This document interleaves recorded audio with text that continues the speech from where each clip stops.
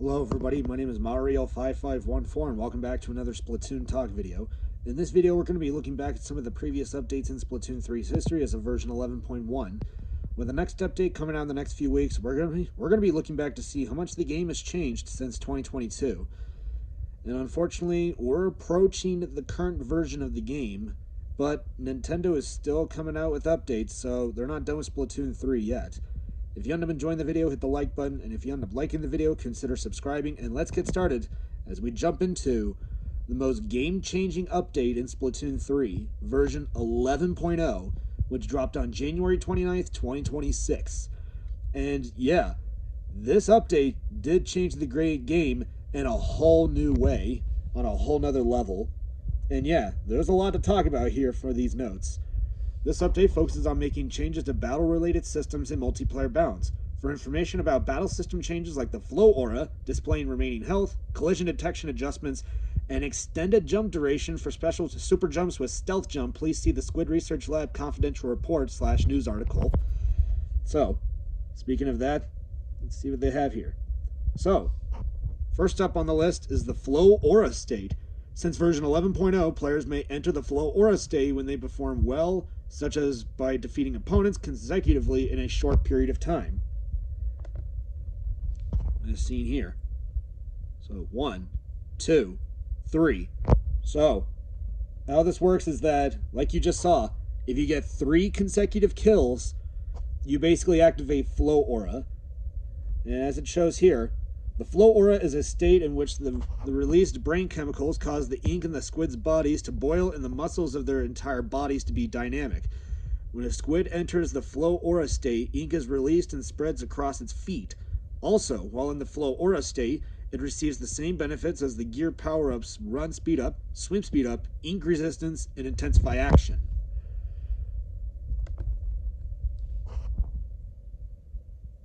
Look at that. And if you have flow aura while you're attacking, you basically extend its time. That's basically what you can do here. The flow aura lasts approximately 30 seconds, but the effect time is gradually extended if you defeat an opponent or if an ally defeats an opponent that you have damaged. So basically, assists can help you extend the aura time. The more you accumulate inking points or assist your allies during battle, the easier it is to enter the flow aura when you defeat multiple opponents in a row. It is also easier to get into flow aura when you defeat an opponent in the flow aura. Display of remaining health. Starting with version 11.0, the approximate remaining health of damaged allies and opponents will be displayed on the game screen. So this is basically like a quality of life change, to try to make things simple here. So yeah, there you see. So yeah, this is kind of when I first saw this, I thought this was kind of like odd because a game like Splatoon, like having health bars, you would think that would have too much clutter, or would just be like a bit of like almost like a handicap, I would say. But as time went by, I eventually realized that it was like a quality of life change, especially in top level play. In battle, when an ally inflicts damage on an opponent, there is an opportunity for a follow-up attack. Until now, it has been possible to determine to some extent whenever an opponent is damaged or not by the amount of ink on the body, but it has been difficult to confirm this on the actual game screen. By displaying the approximate remaining health on the screen, it will be easier for an improvised team to pursue an opponent your teammate has attacked or support a damaged teammate who has been attacked by an opponent. The remaining health of an ally is always displayed on the screen unless that ally's health is full. On the other hand, the opponent's remaining health is displayed only when the opponent's body center is not hidden by obstacles on the screen and only for a few seconds immediately after the opponent has taken damage. For example, an opponent who is submerged in ink or hidden behind a wall and not visible on the screen will not show any remaining health, even immediately after taking damage. However, an opponent who is marked due to the effects such as point sensor, or whose location is visible due to the effects such as thermal ink, will have the remaining health displayed even if they are hidden behind terrain, as long as they are just after taking damage. So yeah, if you're using if you throw a point sensor at someone after you give them damage or inflict damage on them, you're basically able to see their health, and thermal ink could also help with that. Changes in hit detection of players and projectiles. Following changes to the hitbox sizes will also be made in version 11.0. Player hitbox while in squid form against the opponent's projectiles. Main weapons projectiles against the opponent's player. On top of that, hit detection for player in squid form against opponent's bullets. The range within which a player is considered to have been hit by an opponent's bullets is called the hitbox against the opponent's projectile. In Splatoon, from the beginning of its launch, the hitboxes of players in the squid form have been wider than those of players in the humanoid form, occupying a larger area than they appear. Prior to the launch of Splatoon, it was relatively uncommon to use the gyro sensor to aim at opponents in 3D space. Yeah, basically motion controls. During the development process, we found out that it would be difficult for those unfamiliar with such controls to aim at the opponents in the squid form, and that this would create an issue that players wouldn't be able to hit opponents in squid form even if they can see them and know they are there. Therefore, we made the hitbox larger than the form looks. So yeah, this is what it looks like. This is what the hitbox looks like as of 10.1 for both in humanoid and in squid form. And this is what it looks like as of 11.0. Yeah, you could see how deceptively large the hitbox in squid form is. And now look how big it is. Yeah, they shrunk that down a lot. This change makes it more difficult for the opponent's projectiles to hit you when you are in squid form. In addition, when hiding in a corner of the terrain in the squid form, it will become less likely for the hitbox to stick out. The hit detection of the main weapon's projectiles against the opponent's player. Making the hitbox smaller for players in squid form is a change that will make it harder to defeat opponents. However, defeating an opponent is one of those moments in Splatoon battles that brings a great sense of accomplishment, and it is not our intention to reduce that opportunity. Therefore, in order to alleviate this change, version 11.0 will slightly enlarge the hitbox against the opponent player for all main weapons, making it easier to hit the opponents. So yeah, the amount of this hitbox enlargement will vary depending on the range of the main weapons, so that the main weapons with shorter range will have larger hitboxes. These changes will affect the ease of hitting targets with each weapon, for example, such as, Splattershot Jr., Splattershot, and E-Liter Scope. Compared to 10.1, attacks on opponents in squid form are slightly harder to hit. Compared to that, it's are much easier to hit in humanoid form. Same with Splattershot and E-Liter. With this change, if both players catch the opponent within the range of their own main weapon, the weapon with the shorter range will have more advantage to hit that opponent. Change in the stealth jump flight time. The super jump is one of the signature actions in Splatoon. The super jump has many uses, one of which is to quickly push up to the opponent's position from the spawn point in exchange for the risk of being targeted at the landing point. When equipped with the stealth jump gear power, it is easier to super jump to an ally closer to the front line, making it even faster to attack. The more powerful this effect is, the shorter the time it takes for either team to attack up to the opponent's area after winning a clash in the center of the stage, and the faster the game develops. To slow down this a bit and give them more time to fight in the center, when they super jump with the stealth jump gear power, the flight time will increase based on the distance of the super jump. Which, yeah, here it is. So this is what it looks like when you're not equipped with stealth jump. So basically it just takes the same time. It's basically equal as each other. However, with stealth jump, that's completely different. The transformation time is a lot slower when you're jumping from greater distances. So in the first one you saw, it just moved at like a normal pace, or at a normal speed, or just a bit slower. However, on this side, you saw the opponent or your teammate taking a lot longer for the transformation to, fully complete. Flight time increases with distance when flying from the front to the back or from the back to the front of the stage, with a maximum difference of approximately 1 second. Note that only the flight time increases. The animation time for players on the ground getting ready to super jump remains the same. Alright, with that being said, let's just jump right back here. Among the balance changes, the updates for the L3 nozzle nose and dynamo roller are not simple upgrades, rather they are performance changes to help those weapons' unique properties stand out. For the L3 nozzle nose, we raised the speed of shots to make it easier to utilize the weapon's unique property, its ability to maximize power by successfully hitting opponents with its 3 shots. On the other hand, we lowered its inking ability to make it more difficult to fight by lying in wait without proactively approaching opponents or fighting in ways that rely on the rate of turnover for special weapons. Yeah, you're going to see what they did to L3. It's kind of crazy. For the Dynamo Roller, in order to make each of its swings even heavier and more powerful than before, we expanded the area of inking in the area that allows players to defeat opponents with one swing and also increase the amount of ink consumed. Yeah, you're going to see what they did to Dynamo Roller. It's insane. As for the other main weapons, we have made changes to make them easier to use or to emphasize unique traits among weapons with similar properties. For the Reef Slider, special weapon, we improved its ability to defeat opponents by expanding the area of the explosion capable of defeating opponents in one hit, as well as making it harder to avoid the explosion using a small height difference.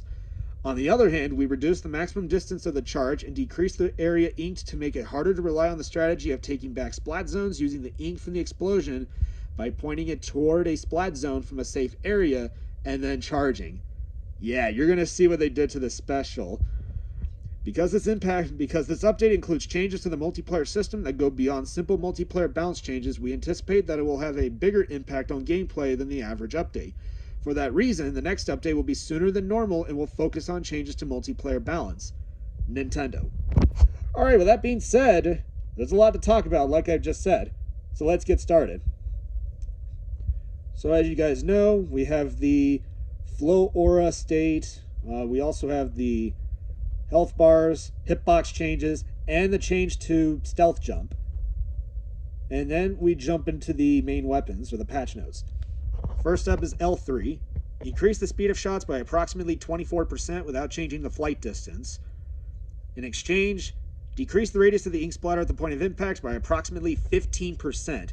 So L3 got a massive paint nerf. So I think originally its ink droplet radius was originally 2.03 units. This reduced it down to about 1.7765 units. So this was a very huge nerf to it. And I mean, the paint nerf is really expected because, I mean, a lot of people remember what happened in Splatoon 2 with this weapon. So this is kind of like, we don't want to make that same mistake again, or we're trying to try to make it as a weapon that has to be more on fighting than just proactively painting without, engaging with the enemy. So that's what they're trying to do for L3. Dynamo Roller. Increase the inking of spray droplets from horizontal and vertical flicks, which inking was increased by about 15% for both its horizontal and vertical flicks, so they'll paint more. And adjusted the damage fall-off rate due to distance to make it possible to deal 100 damage of 100 or higher at greater distances than before. So basically, this brought back old Dynamo Roller that we all remember from Splatoon 1. And yeah, I may do a video in the future talking about Splatoon 1's history, as well as Splatoon 2. More on this weapon later. And in exchange, increase the amount of ink consumed by horizontal and vertical swings by approximately 17%. So originally its ink consumption was about 18%, meaning you got like 6 flicks. This reduced it down to 21%, where it only got 4 flicks. So yeah. So Dynamo Roller has officially returned. So Mini Splatling is the first weapon to make its return from its dark days of Splatoon 2, and Dynamo Roller is number 2 from Splatoon 2. So yeah, Dynamo Roller has returned. Blaster. Reduce the time when movement is restricted after firing by approximately 1/30th of a second. If this is familiar, this is the same buff we gave it back in Splatoon 2, where its end lag was they shaved off 7 frames of end lag off of the weapon, and now they're shaving off an additional 2 frames, which is a reduction of 9 frames. Yeah, that's insane. We're doing this to Blaster. More on that later. H3. Increase maximum damage from 44 to 45. Oh, man. A lot of people were... people's reactions when they saw this were like, oh my gosh. H3 got plus 1 damage point. That's it. Nothing else. It's kind of sad, too. Splat Roller. Reduce the amount of time it takes for ink to begin recovering after a horizontal or vertical swing by about 1/30th of a second. So its ink recovery delay is now 2 frames faster for both its horizontal and vertical flick, which I think is a nice change for it. Heavy Splatling. Increase the radius inked by spray droplets from shots by approximately 12%, and increase the radius of the ink splatter at the point of impact by approximately 12%. So Heavy Splatling got some massive paint buffs here. So this weapon is just going to be painting like there's no tomorrow. Not to mention it's also going to get Wavebreaker and Kraken Royale more often, which is just insane to me. I don't even know why we gave this buff to Heavy, but whatever, I guess. At least Heavy could see more use with it. Tetras increase the speed of shots by approximately 19% without changing the flight distance. This is the first time since Splatoon 2 that Tetra dualies have been given a buff, and it's a shot speed increase. I do think Tetras could have been given more than just this, but still, it's a decent buff. We'll take it. At least it's better than nothing. Splatbrella and Cerellabrella reduce the amount of ink consumed when firing a shot by approximately 9%. So originally its ink consumption was 5.5% on top of what it was given back in 6.1. Now this was reduced down to 5%. So yeah, Brella now gets like 12 to 13 shots on a full tank instead of like 10 or 11. So this is a nice change for it. And then last up is S-Blast. Decrease the radius of the explosive damage for short flight distance shots by approximately 11%. However, due to the global hitbox changes, its jump AoE was reduced by only 7%. So its jump AoE was originally 4 units. This reduced it down to 3.72 units. So it's now a bit more easier for your opponents to actually take evasive action or actually dodge the blast radius on S-Blast, which was like the most annoying thing about it. So at least it's more toned back. Originally, with the 11% nerf, they thought it would be reduced down to what Range Blaster had prior to 9.0. However, due to the global hitbox changes, it was only reduced by 7% instead of the entire 11% nerf. But still, it's a very substantial nerf on top of what it was given in 10.0. No sub-weapon changes. Specials. Reef Slider. Increase the radius of the explosion that deals 220 damage by approximately 20%. There are no changes to the radius of the area that deals 70 damage. And slightly raise the center point of the explosion to make it harder for opponents to avoid it using a small height difference. This was originally 0 units. They slightly increased it to about 0.6 units. So it's a bit easier for the Reef Slider to actually take your opponents out by like not the tiniest of walls. So if there's like a small wall, the explosion will not be cut off and won't do anything to your opponent. That is now a kill. That will now be a confirmed kill. However, in exchange for those two buffs, decrease the radius inked by the explosion by approximately 7%. This is a follow-up nerf from what it was given in 8.1, where it was originally nerfed by 5%. This now took off another 7%. So its paint radius was originally 8.075 units. This reduced it down to about 7.51 units. So this marked the end of Zone's Cheese in X Battles. So yeah, after 2 years, Nintendo finally put it to an end. And on top of that, decrease the maximum distance of the charge by approximately 19%. So it can't go as far as it once could. So yeah, its distance is now shorter, which means it can't cheese Zone. It can't retake Zone as it did, which meant you'd have to get a lot closer for it to be that way. And on top of that, you're gonna have to run like a crazy amount of SPU or special power up to try to revert this, but it's at this point that people don't want to be doing that. They don't want to risk it, especially with the kind of gear dependency a lot of Reef Slider weapons have, specifically Dreadringer. And points for special changes, we have a decent-sized list. New Squiffer will get Zipcaster at 190. Both ZNF Charger and ZNF Splatter Scope will get Tri-Strike at 200. Tri-Slosher Nouveau will get Tacticooler at 200, so one of its Turf War nerfs has been removed. Sloshing Machine will escape 220p, going down to 210. After like almost 3 years since 2.1. Splattershot Pro will get Crab Tank at 190. S-Blast 91 will get Booyah Bomb at 210. And Mini Splatling will get Ultra Stamp at 200. I think these are some very good points for special changes. I think Tri-Slosher Nouveau and Sloshing Machine would like this.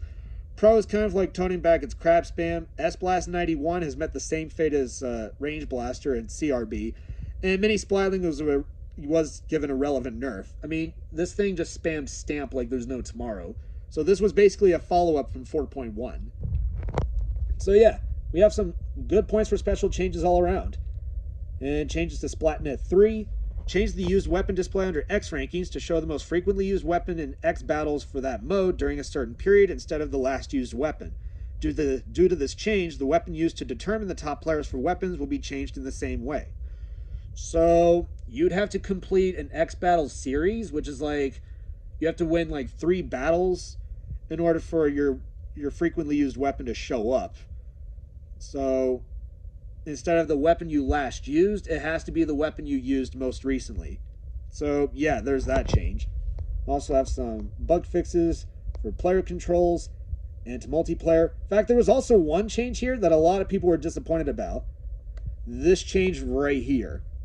Fixed an issue in Mako Mart in Clan Blitz mode where it was possible for players to linger on top of the goal. Yeah, apparently there was like a bug or some other thing or a glitch maybe where you're just able to stand on top of the basket in Clan Blitz and Mako Mart. And unfortunately, Nintendo caught onto it and they ironed it out. So this disappointed a lot of people, unfortunately.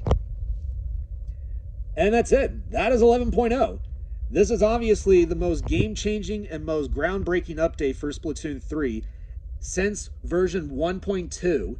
And yeah, as we approach the current version of the game, you can see a lot of how much progress Nintendo has made. But don't worry, we got another update to talk about, which we'll talk about in the next video. Thank you all for watching, and I will see you all next time.